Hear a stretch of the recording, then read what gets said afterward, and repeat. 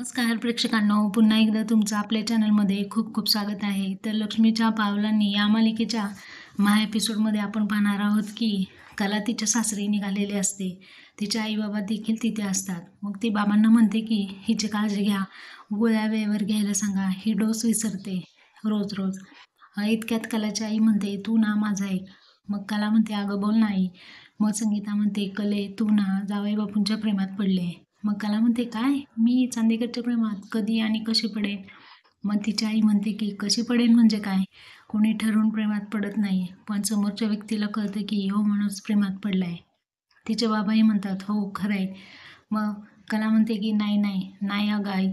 मग तिची आई म्हणते की काय नाही नाही, अगं जरा विचार कर, तुझ्या नजरेत दिसतं आम्हाला जावई बापूंबद्दलचं प्रेम. कलाची आई म्हणते जरा विचार कर. मग कला म्हणते, आई नको त्या गोष्टींचा विचार मी कशाला करू, ते शक्यच नाही आहे. तर मग कला पुढे म्हणते की आई तू उगाच नसत्या गोष्टींचा विचार करून स्वतःला त्रास करून घेऊ नकोस. आत्ता तर आजारपणातून उठली आहेस, छान आराम कर, काळजी घे स्वतःची, असं म्हणून ती निघते. आईबाबांना नमस्कार करते आणि तिथून ती निघते. मग तिची आई मनातल्या मनात म्हणते की एक ना एक दिवस तू हे नक्की मान्य करशील. तर दुसरीकडे आपण पाहतो की अद्वैतला आवड भेटल्यामुळे राहुल आणि रोहिणी यांचा खूप संताप झालेला असतो. अशातच रोहिणी चिडून राहुलला म्हणते की काय चाललंय हे सगळं, मी जितकं तुला वर नेण्याचा प्रयत्न करते ना, तितका तो अद्वैत उंची गाठतोय आणि तू खाली जातोयस. आता काय करायचं आपण, त्या आवड फंक्शनला जाऊन त्या अद्वैतसाठी टाळ्या वाजवत बसायचं का?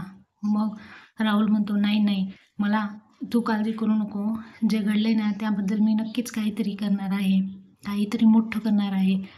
त्या अद्वैतसाठी टाळ्या वाजवत मी नाही बसणार. हे सगळं जितकं तुला झोंबलंय ना तितकंच मलाही झोंबलंय. मग पुढे चिडून रोहिणी म्हणते की नाही, तुला जर झोंबलं नसतं ना तर तुझ्या कानाखाली जाळ काढला असता मी. पुढे ती म्हणते की काही कर, जा आकाश पाताळ एक कर, पण त्या अद्वैतच्या आयुष्यातनं आनंदाचा क्षण येता कामा नये. दुसरीकडे आपण पाहतो की कला चांदेकर फॅमिलीकडे यायला निघालेली असते आणि मग ती ऑटो रिक्षामध्ये बसल्यानंतर तिला आठवते की अद्वैत काय काय म्हणाला होता. मग पूर्वी घडलेले छान छान प्रसंग तिला आठवतात. चांदेकर म्हणाला असतो की माझी बाजू घेऊन तू सगळ्यांसमोर मांडली, तू त्यासाठी तुला खूप खूप थँक्यू. मग पुढे कलालाही आठवते की कलाला हे सर्व आठवून ती खूप आनंदी होती. मग पुढे तिला त्या दोघांबद्दल प्रेमाचे क्षण घालवलेले सुंदर सुंदर क्षण तिच्या डोळ्यासमोर येतात आणि ती म्हणते की खरंच मी प्रेमात पडले का? पुढे ती म्हणते छे छे, यालाच प्रेम नाही म्हणत. मग पुढे ती म्हणते की तो माणूस म्हणून चांगला आहे, आम्ही आता एकमेकांना बऱ्यापैकी ओळखायला लागलोय, इतकंच वाटतंय. नाही पण मी चांदेकरच्या प्रेमात पडणं शक्यच नाही आहे. तर मित्रांनो, असं काही अगदी आपल्याला या भागामध्ये पाहायला भेटणार आहे. तर तुम्हाला काय वाटतं, कला खरंच अद्वैतच्या प्रेमात पडली आहे का? आपल्या कमेंट बॉक्समध्ये तुमचं मत व्यक्त करा. धन्यवाद.